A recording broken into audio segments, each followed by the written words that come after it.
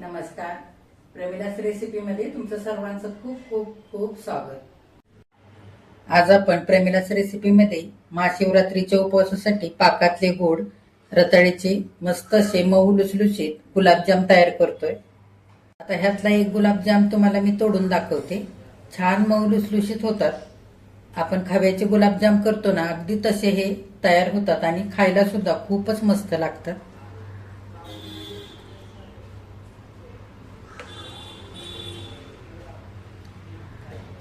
लगेचच आपण रेसिपीला सुरुवात करूया.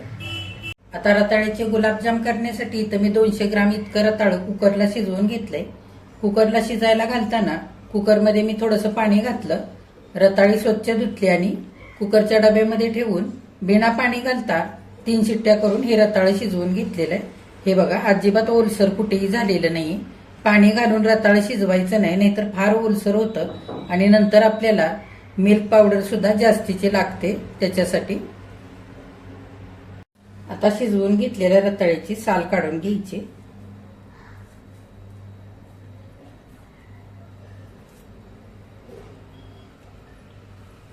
आता आपण खिसणीने रताळं खिसून घेऊया. हे बघा, साल काढून झालेले. खिसणीने शक्यतो गुलाबजाम करताना रताळं खिसायचं. मोठं मोठं जर रताळीचे तुकडे असतील तर त्याच्यामध्ये भरपूर केसर असतं. त्याच्यासाठी खिसताना रताळं खिसणीनेच खिसून घ्यायचं, स्मॅश करून नाही घ्यायचं.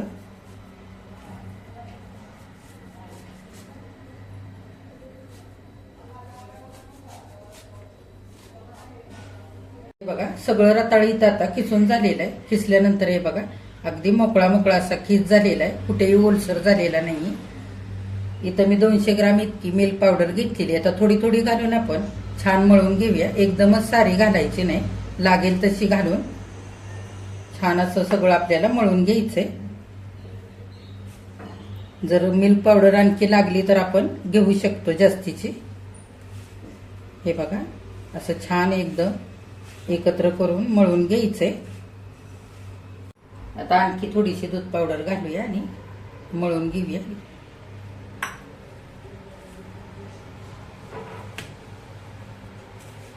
थोडंसं असं घट्ट सर मळून घ्यायचं, घट्ट होईपर्यंत.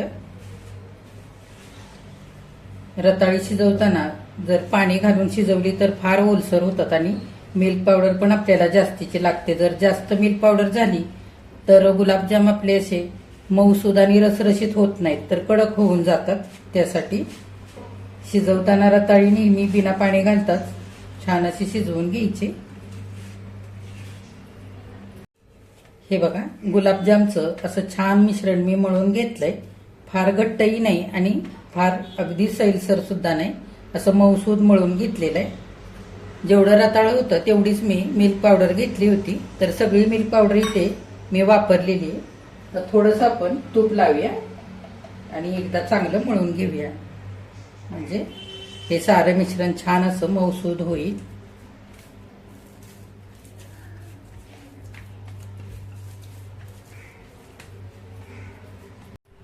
आता तूप लावून सगळं चांगलं एकदा मिश्रण मळून घेतलंय. एका आपण छोट्या वाटीमध्ये झाकून ठेवूया 5 मिनिटांकरता. आणि तोपर्यंत आपल्याला पाक करायचा आहे. आता पाक करण्यासाठी कढई ठेवलेली आहे गॅसवर.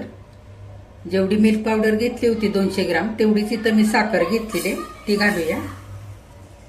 की आपण साखर घातली तितकंच 1 वाटी भरून पाणी सुद्धा घालायचं. पाण्यामध्ये साखर चांगली हलवून घ्यायची. आता 2-3 मिनिटं साखर चांगली पाण्यामध्ये हलवून घेतलेली, उकळी येऊ द्यायची पाण्याला. आता पाण्यामध्ये सगळी साखर चांगली विरघळलेली आहे आणि पाण्याला चांगली उकळी पण आलेली. इथं मी गुलाबजाम छान असे चवीला लागण्यासाठी आणि पाकाला मस्त असा रंग येण्यासाठी 5-6 केशरच्या काड्या घेतल्यात, त्या सुद्धा घालूया. आता पाक चांगला हलवून घ्यायचा. 5-6 मिनिटं मध्यम गॅस करून पाक चांगला उकळू द्यायचा. तोपर्यंत आपण बाकीची तयारी करूया. पाक आपल्याला फार घट्ट करायचा नाही, थोडासा चिकट होईल इतपतच पाक आपल्याला शिजवून घ्यायचा आहे. आता 10 मिनिटं झालेले. गुलाबजामचं मिश्रण आपण मळून ठेवलं होतं, हे बघा छान मुरलेलं आहे. 10 मिनिटानंतर मिल्क पावडर छान अशी एकजीव झालेली. आता छोटे छोटे आपण ह्या मिश्रणाचे गोळे घेऊन छान असे गोल करून घेऊया. तुम्हाला आता किती मोठे किंवा लहान गुलाबजाम करायचे त्या अंदाजाने असे गोल गोळे करून घ्यायचे. हे बघा.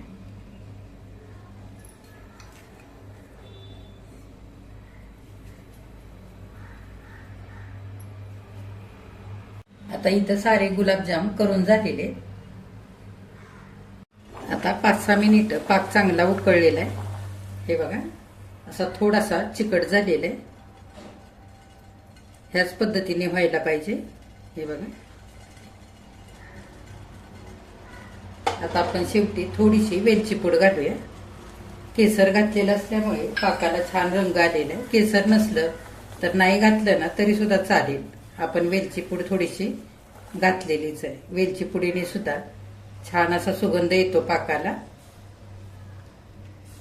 आता गॅस बंद करूया आणि हा पाक उचलून बाजूला ठेवूया. आता गुलाबजाम तळण्यासाठी तेल कढईमध्ये गरम करण्यासाठी ठेवलेलं आहे. तेल आता चांगलं गरम झालेलं आहे. गॅस मध्यम करूया आणि गुलाबजाम तेलामध्ये तळण्यासाठी घालूया. मध्यम करूनच गुलाबजाम घालायचे तेलामध्ये. फार गॅस मोठा ठेवायचा नाही. हलक्या हाताने हलवून घ्यायचे सगळ्या बाजूनी.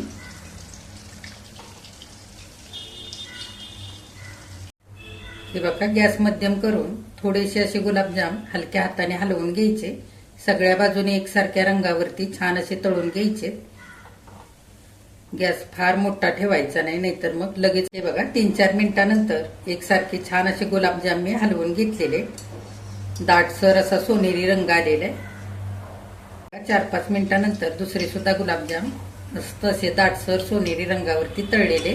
उरलेले सगळे गुलाबजाम असेच आपण तळून घेऊया. हे बघा, इथं गुलाबजाम सारे तळून तयार झालेले. थोडेसे आपण कोमट होऊ देऊया. तोपर्यंत पाकही थोडासा आपला कोमट होईल. फार गरम पाकामध्ये गरम गरम गुलाबजाम घालायचे नाहीत, नाहीतर काय होतं, खूप गुलाबजाम मऊ पडतात आणि पाकामध्ये फुटतात. त्यासाठी हे बघा, आपला पाकही इथे आता थोडासा कोमट झालेला आहे आणि गुलाबजाम सुद्धा थोडेसे कोमट झालेले. आता आपण पाकामध्ये गुलाबजाम घालून घेऊया.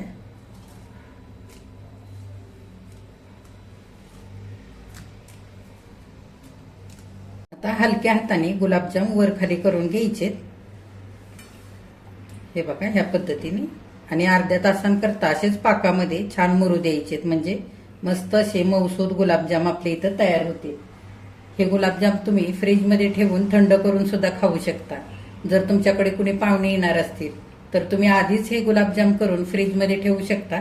बघा, महाशिवरात्रीच्या उपवासासाठी पाकातले गोड रताळ्याचे छान असे गुलाबजाम इथे करून तयार झालेले आहेत खाण्यासाठी. किती छान झालेत बघा. पाकामध्ये अर्धा तास छान असे मुरवून घेतलेले.